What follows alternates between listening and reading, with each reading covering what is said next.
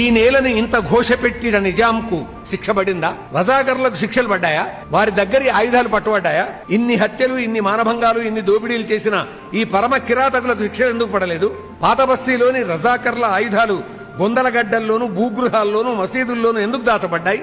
ఈ ప్రజల చెమటతో సంపాదించినంత ట్రస్టుల పేరిట నిజాం తన బంధువులకు, రజాకార్ గుండాలకే అందేట్లు ఎలా చేయగలిగాడు? కింగ్ కోటి, చార్మహల్, పంచ్మహల్, మహబూబ్ మాన్సేన్, ఆస్మాన్ గఢ్, జఫర్గఢ్, చిరాన్ ప్యాలెస్, ఫలక్నుమా ఇలాంటి భవనాలు అప్పటికప్పుడే ప్రజా సంక్షేమ కార్యాలయాలుగా ఎందుకు మారలేదు? రాజ్ ప్రముఖ్ పేరిట అత్రావ్ బల్దా జిల్లాలోని భూములను తన కింద ఇంకా ఎట్లా ఉంచుకోగలిగాడు? ఈ 17 దాటిన తర్వాత జరిగినటువంటి సంఘటన అండి ఇది. ప్రజల రక్తం త్రాగి కూడబెట్టుకున్న వెండి, బంగారు, ముత్యాల, రత్నాలు, ఆభరణాలు తనవిగానే ఎలా ఉంచుకోగలిగాడు? ఏ రోజు సరెండర్ అయినాడో ఆ రోజు రాత్రి కింగ్ కోటి నుంచి 3 లారీల పుస్తెలు, మెట్టెలు, ఉంగరాలు అక్కడి నుంచి డంప్ చేసి తీసుకుపోయినారండి. ఏమైపోయినాయి? ఎక్కడ పోయినాయి?